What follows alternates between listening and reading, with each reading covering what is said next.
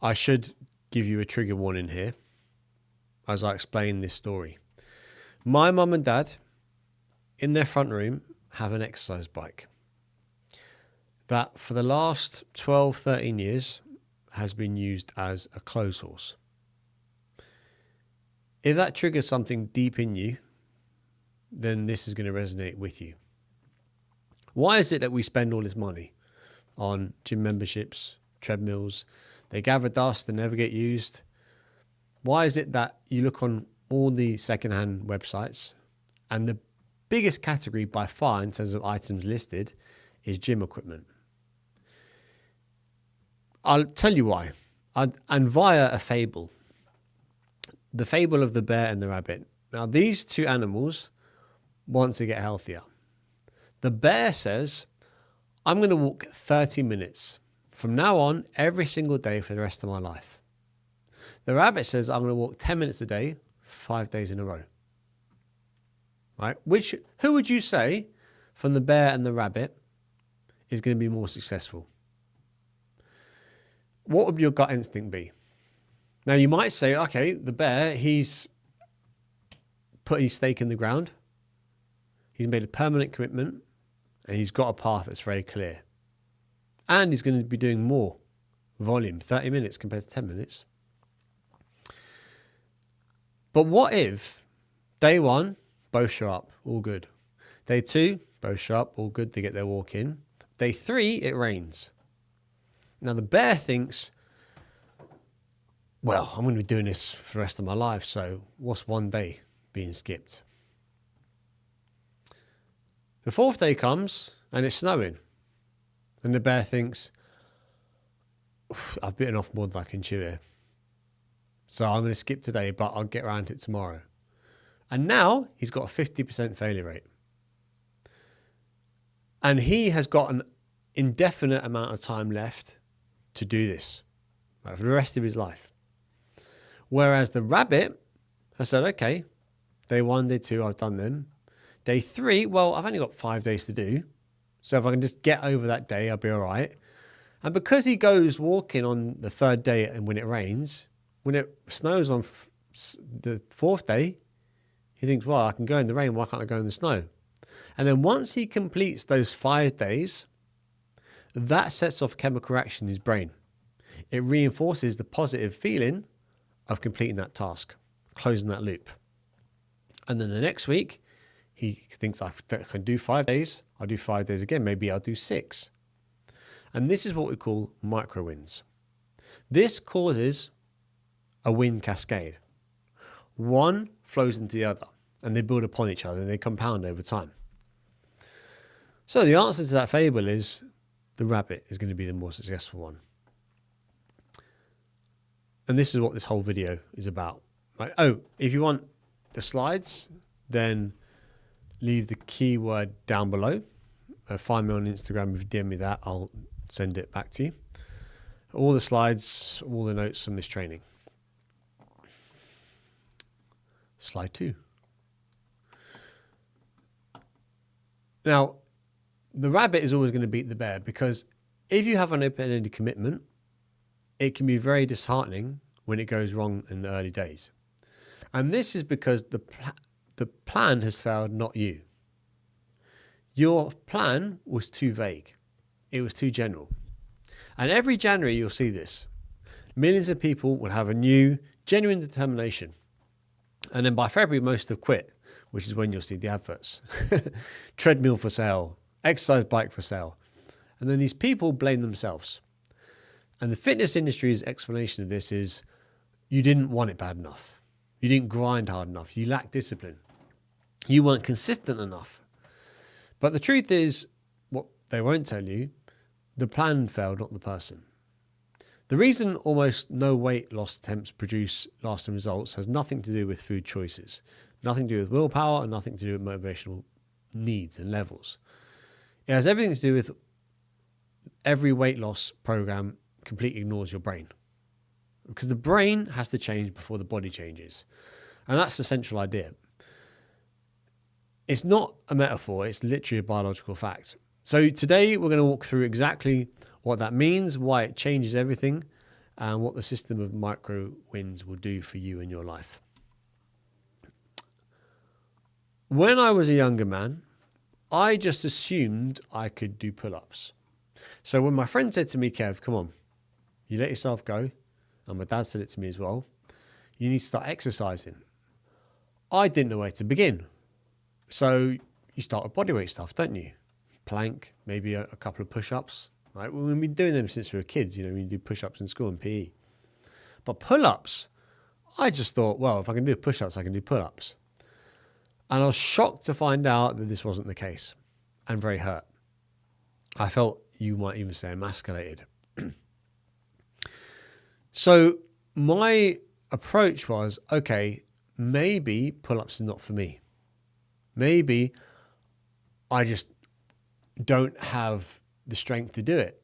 It's not something I'm not good at, because growing up I was never athletic.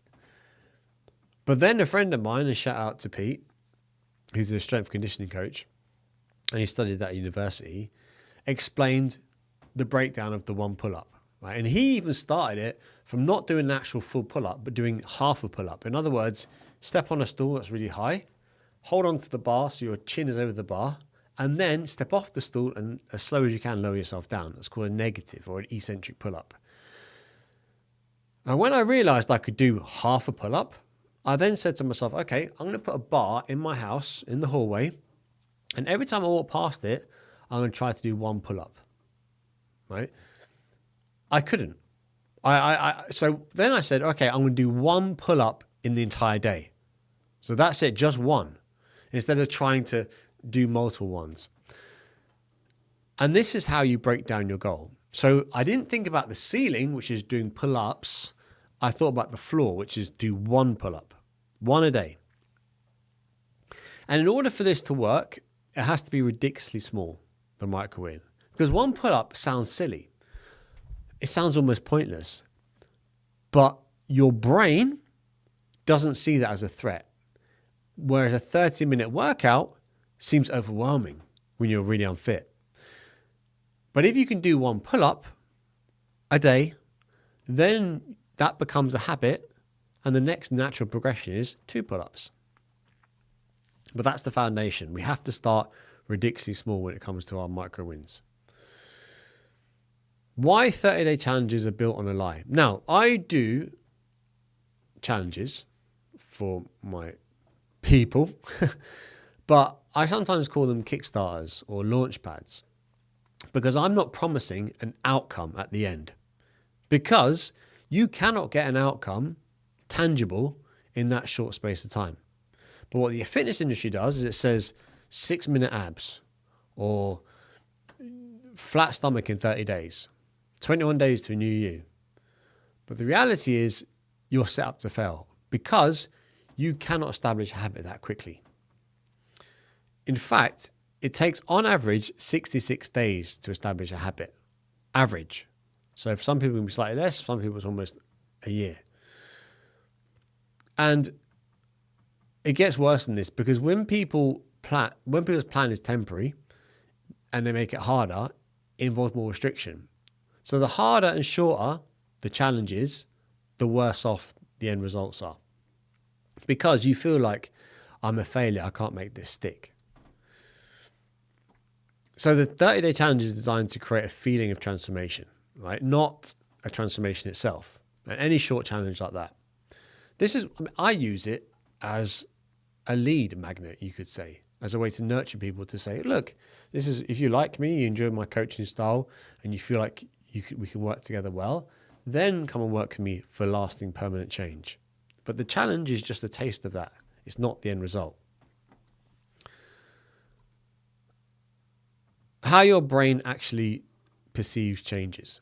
Right, so your brain has 2 operating systems. There's a conscious mind and a subconscious mind. The conscious mind is where goals, plans, and intentions live. The subconscious mind is where habits live, and it runs approximately 40 to 50% of your daily behavior on autopilot. A habit is at neurological level is simply a neural pathway, right, that's been reinforced enough times to fire automatically. And they call this automaticity. the point at which a behavior requires almost no mental energy because the brain has hardwired it as a default. The brain changes slowly by design, not by a flaw. Right? It is a protective mechanism. Think about what happens if your brain rewires itself overnight based on a new experience. You would be completely unstable as a person. The slowness of the brain is what gives you your personality, your consistency, and your identity. The problem is most weight loss strategies ask the brain to change fast and dramatically, which triggers resistance response. The solution is micro wins. So they're gradual and the brain barely registers them as change.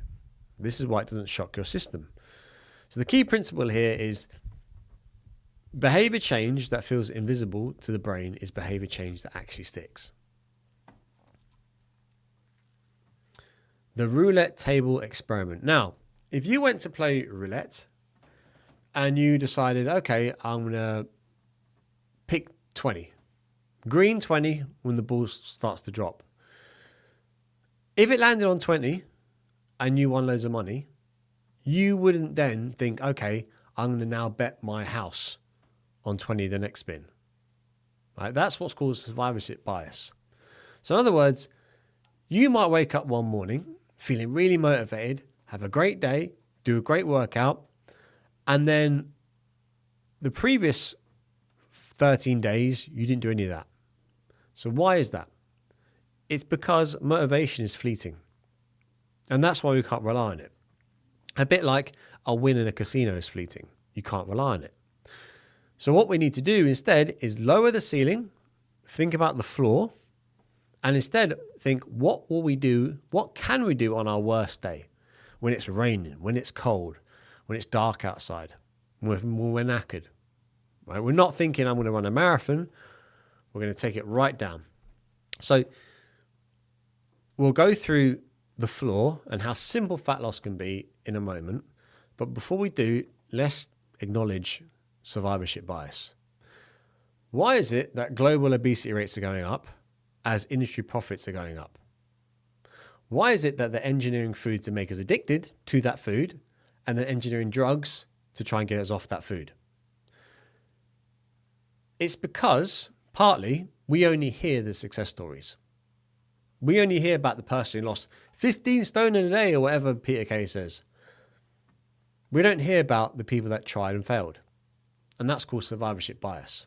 We think it has to be all or nothing because failures are invisible, but successes are amplified.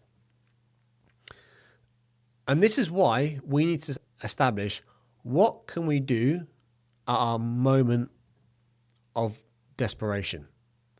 When we're feeling like we don't feel motivated, everything is against me, what's the smallest step I can take in the right direction? Now, if you've ever known anyone who suffered from agoraphobia or any other condition similar to that, you'll know that the therapist will say to them, agoraphobia, by the way, is being scared of going outside. You'll know the therapist won't say, all right, just get out there, go out and socialize, it's all good. They'll say, can you put your shoes on? If you can put your shoes on, can you go to the front door at your house? If you can go there, can you then go to the front of your front garden? And so on and so forth, the end of your road, and they build from there. Because if they bite off more than they can chew, they have a negative experience, it reinforces, okay, I'm not a social person, I'm agoraphobic, and I'm going to stay trapped physically and mentally. So don't say to yourself, I'm going to do a 30-minute workout. 5 days a week, Monday to Friday. Because your nervous system will say, that's a threat, that's overwhelming. And it won't want to do it again. So what we do instead to negotiate with our subconscious is 4 steps. Step 1, commit to only the smallest possible start. So I'm not going to work out, I'm just going to put on my training shoes. Step 2, once that's done, ask for the next smallest step. I'm already dressed, might as well go outside. Step 3, keep the ask even tinier. I'm going to go outside and then I may as well walk to the end of the road.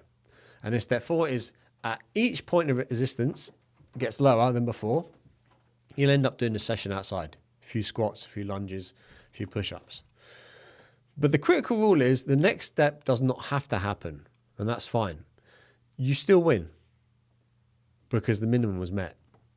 And this is not a trick, this is biological, right? The starting is the hardest part.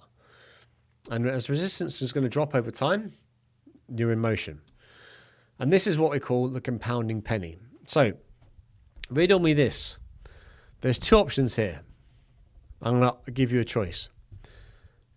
You can either receive €1,000 per day for 30 days, which will total 30,000 quid. Or you can receive 1 penny a day, doubled every single day for 30 days. What would you think most people would take? Unfortunately, most people are going to take the money up front. But option B would be day 10, you got 5 quid. Day 15, you got 163 quid. Day 20, you got 5,242 quid. And by day 30, you've got over 5 million quid.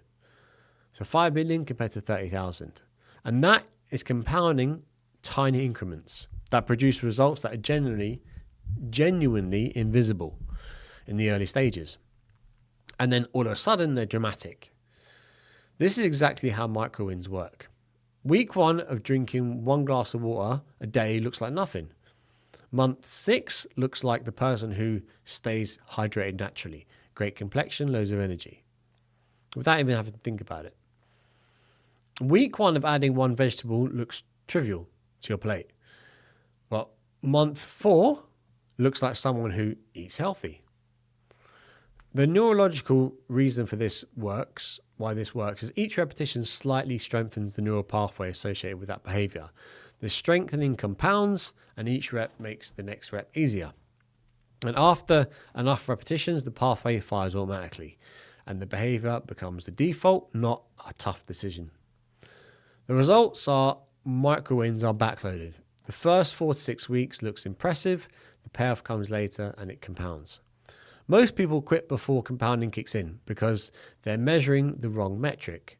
They're measuring the weight on the scales instead of the right one, which is measure consistency. The stress test. So this is also called chain theory. You never want to break the chain, right? It can bend a little bit, but it can't break. So person A has committed to walking 5 kilometers every day. This fable might sound familiar. Person B has committed to putting on their walking shoes every day.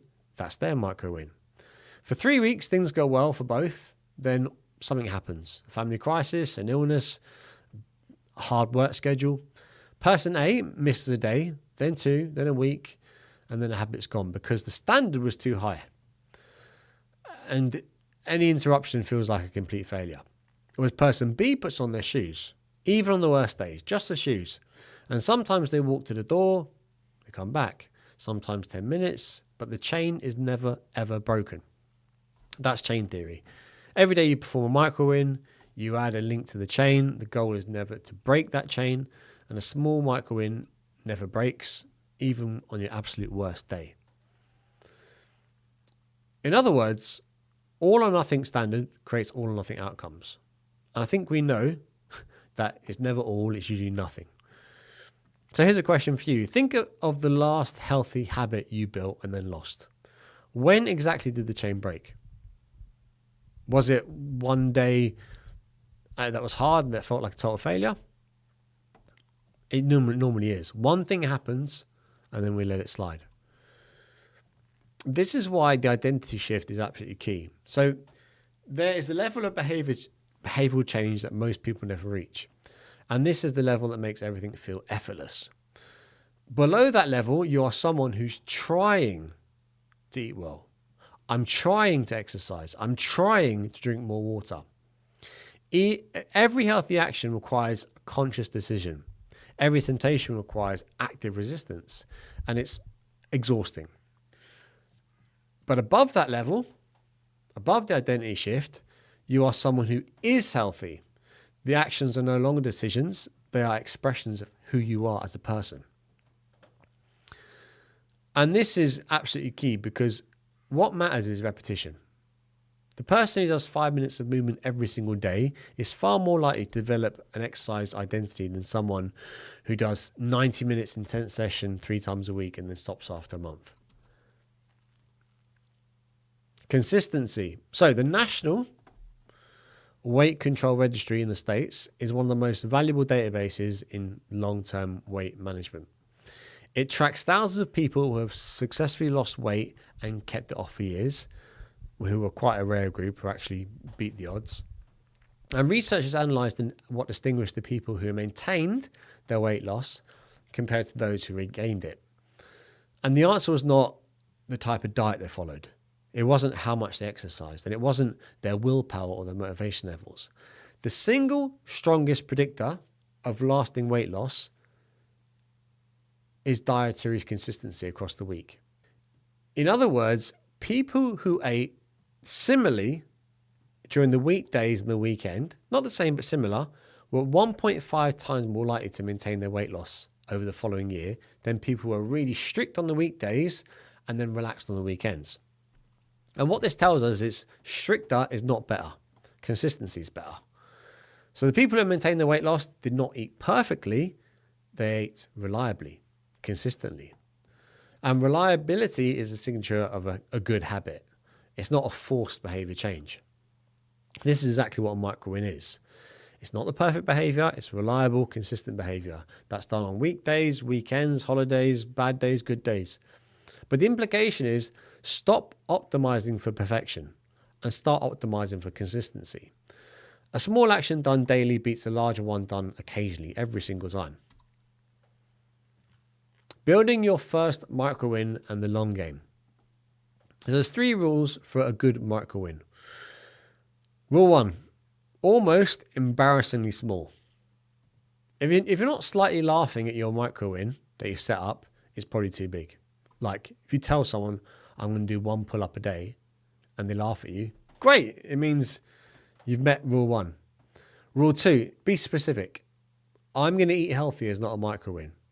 I'm going to add 1 vegetable to dinner tonight. That's my micro-win. Rule 3, the final one, is make it non-negotiable. The micro-win is your floor. It's not your ceiling. You will always do at least this, no matter what. Let me give you some examples. So instead of I will drink 2 liters of water daily, say I'm going to drink 1 extra glass before breakfast. Instead of saying I will work out 5 times a week, say I will put my trainers on, my gym shoes, every single day. Instead of saying I will stop eating processed food, say I'm going to eat 1 piece of whole fruit per day. Instead of saying I'm going to cook healthy meals, which is generic, say I'm going to cook 1 meal at home this week.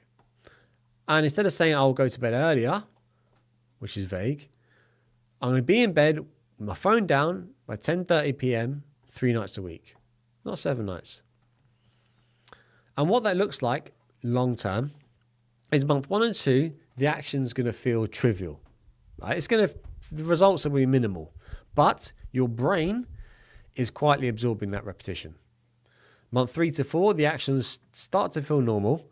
You notice you're doing more than the minimum and resistance becomes lower. Month 5 to 6, the actions feel like part of who you are. Skipping them feels strange.